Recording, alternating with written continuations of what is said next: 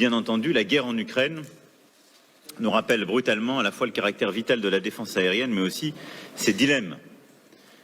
Que protéger quand on ne peut protéger tout le territoire? Quel équilibre entre l'offensif et le défensif? Quel modèle économique quand les objets qui attaquent désormais coûtent si peu? Et on voit des assaillants qui peuvent, avec des équipements d'une très grande rusticité, en déjouant toutes les règles habituelles de l'engagement, venir nous menacer, alors même que les dispositifs de défense sont quant à eux très coûteux et nous continuons à juste titre de pousser les meilleures technologies.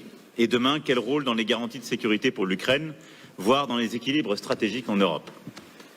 Toutes ces questions montrent que quand on parle de défense antiaérienne, on aurait tort de se précipiter sur la question capacitaire.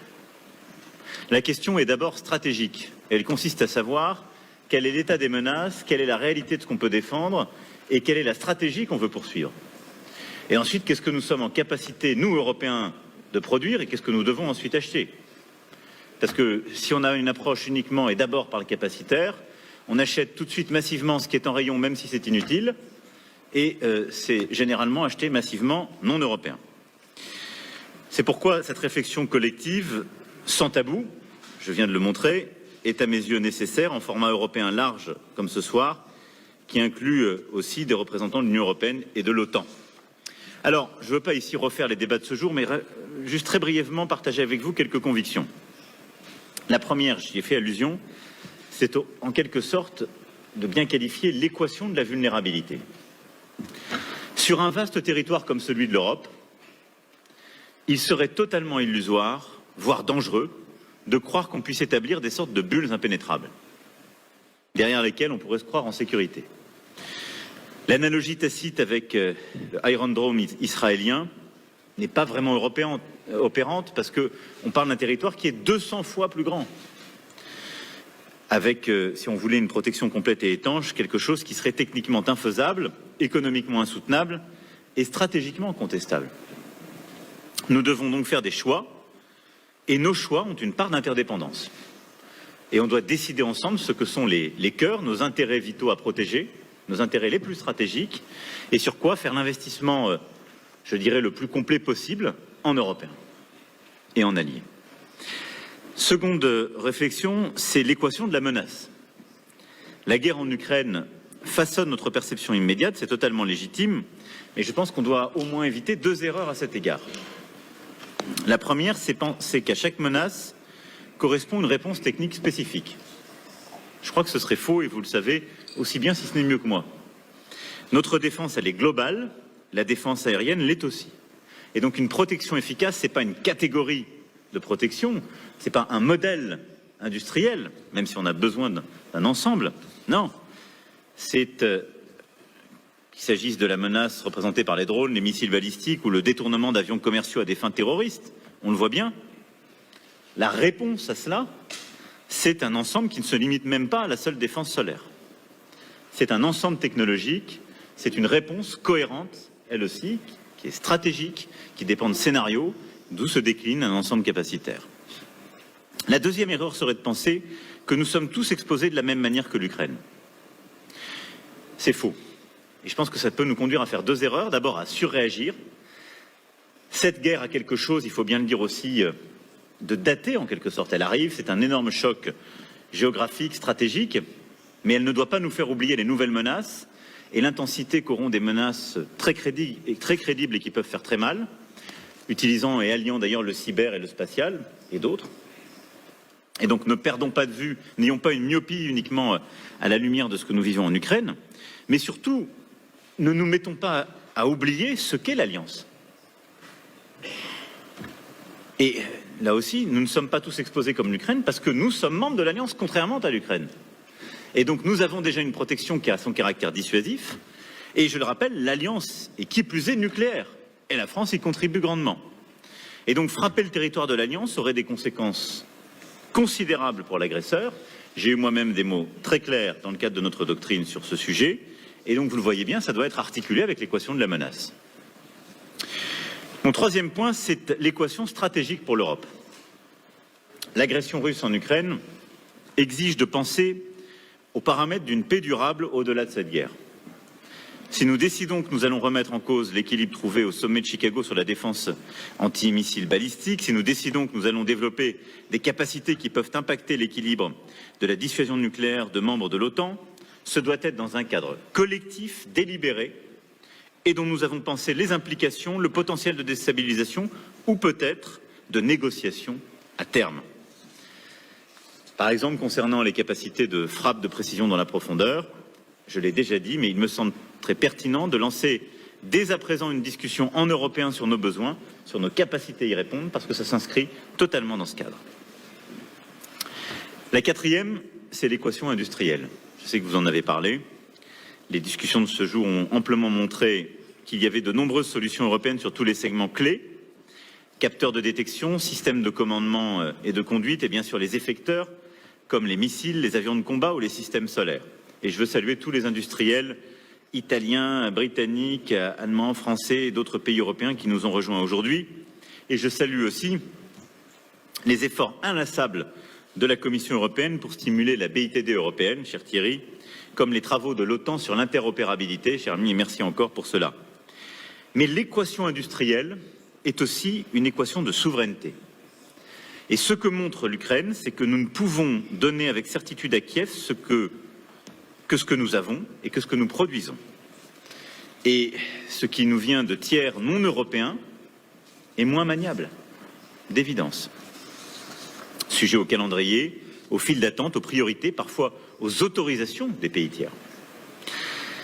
Et en dépendant trop de l'extérieur, comme je l'ai dit à Bratislava, on se prépare les problèmes de demain.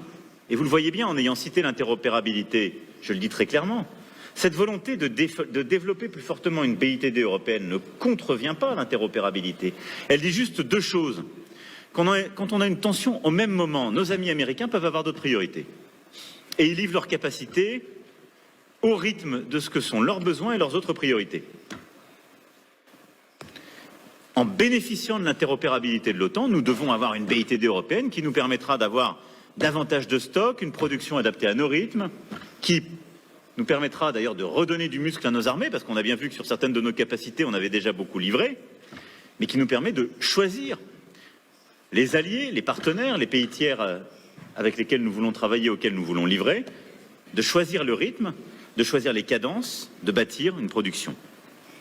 La dépendance sur des éléments essentiels de notre protection ne me semble pas souhaitable et nous avons un immense travail au-delà de ce qui est déjà consolidé à faire en la matière. Alors une fois ces constats posés, il faut agir et dans cette perspective, nous avons tous un rôle à jouer. Individuellement, les États doivent se donner les moyens de garantir leur défense. La France a pris ses responsabilités avec sa loi de programmation militaire qui, après la précédente, fait qu'entre 2017 et 2030, la France aura tout simplement doublé son budget de défense. Nous avons pris la mesure du risque et du changement du monde bien avant le début de la guerre et le réveil collectif. Nous avons une loi de programmation très expansionniste dès 2018. Celle-ci ajoute encore ces 100 milliards longuement débattus. Nous aurons doublé notre budget. Cet investissement inclut bien sûr les moyens de défense solaire, de lutte anti-drone, les moyens d'assurer un commandement et un contrôle efficace de nos moyens. Cependant, nous devons faire mieux aussi collectivement à deux conditions. La première, c'est de développer une compréhension commune du cadre stratégique. Quels sont les domaines pour lesquels nous voulons maîtriser notre défense et qui ne peuvent être soumis aux décisions d'autres acteurs? C'est la clé, cette conférence sur la défense aérienne dans laquelle l'aviation a un rôle clé, comme nous le mesurons sur le flanc est de notre continent, est à cet égard un moment important.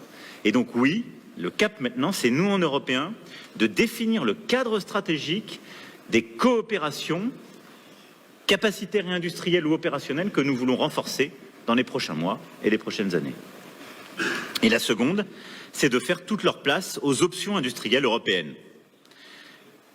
En faisant quoi? En regardant ensemble notre indépendance en chaîne de valeur. Nous l'avons vécu, qu'il s'agisse d'ailleurs du militaire ou du civil, sur le Titane. On peut faire tous les plans qu'on veut.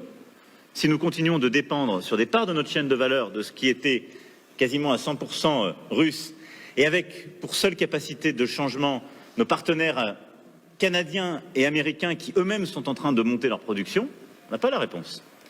Elle se fait en réorganisant ce qu'on est en train de faire avec nos industriels, de la production additive de substitution, en diversifiant notre sourcing, etc. Donc nous devons pousser nos industriels européens à bâtir l'indépendance des chaînes de valeur, à relocaliser, à redonner aussi des options multiples et donc à diversifier notre sourcing. On doit ensuite davantage standardiser en européen. Je vais y revenir, mais les annonces d'aujourd'hui, ce qu'on a fait ces dernières années, vont en ce sens. Pourquoi on est obligé encore d'acheter trop souvent américain? Parce que les Américains ont beaucoup plus standardisé que nous et qu'ils ont eux-mêmes des agences fédérales qui massivement subventionnent leurs industriels.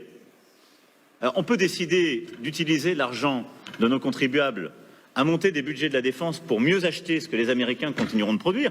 Moi, je crois qu'on peut être plus fort en tant qu'armée, réussir à développer une base industrielle de défense et de technologie qui crée de l'emploi chez nous, et bien utiliser l'argent du contribuable, et ce faisant gagner en souveraineté, parce qu'on sera moins dépendant des choix technologiques. Simplement, il faut standardiser davantage. Et donc, on ne peut pas avoir une telle diversité de standards sur nombre d'éléments de notre gamme. On doit réussir avec nos industriels à changer de logique, et en standardisant davantage, à leur pousser aussi parfois à une logique de stock qu'on avait oubliée, et à augmenter le rythme et à savoir changer les cadences de production. C'est notre fameuse économie de guerre, hein, le stock, le rythme. On a parfois triplé des chaînes de production. On a mis 1 an à le faire. En quelque sorte, nous avons une très grande chance que la guerre ne soit pas sur notre sol. Je le dis avec beaucoup d'humilité. Et nous avons fait le maximum pour nos amis, nos alliés, nos partenaires ukrainiens. Et heureusement qu'on était tous alliés, que les Américains avaient parfois plus de réserves que nous et ont pu aussi beaucoup nous aider, que certains grands pays avaient de la réserve, mais on n'en avait pas suffisamment collectivement. Et donc, plus d'indépendance des chaînes, standardisation, stock, rythme, et continuer et massifier l'innovation et la flexibilité dans les développements. C'est le cap que nous devons suivre. Je voudrais conclure pour illustrer ces mots avec trois cas concrets majeurs qui sont le fruit de vos travaux. Premier, c'est la signature d'une lettre d'intention entre France, Belgique, Chypre, Hongrie et Estonie pour l'acquisition commune de missiles Mistral. C'est un très bel exemple de coopération souveraine des Européens sur d'ailleurs une gamme qui est tout à fait pertinente et qui n'était pas assez couverte. Le deuxième concerne l'aviation, composante clé de la défense aérienne. Je suis heureux de pouvoir vous confirmer la rejointe prochaine par la Belgique du programme SCAF, initialement comme observateur. Ce système de combat aérien du futur que nous développons avec l'Allemagne et l'Espagne, que nous avons voulu il y a 6 ans avec nos partenaires allemands, puis que nous avons élargi avec nos partenaires espagnols, c'est une évolution majeure et cet élargissement permettra encore d'en créer davantage en Europe, ce projet au cœur de la défense aérienne de demain.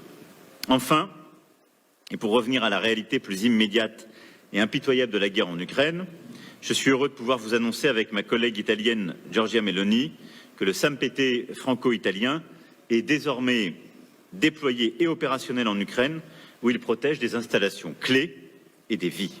C'est vraiment l'Europe qui protège l'Europe, et c'est au fond ainsi, si on devait résumer, le cœur de notre projet. Voilà les quelques mots que je voulais ajouter à vos travaux, à ce que vous avez initié aujourd'hui.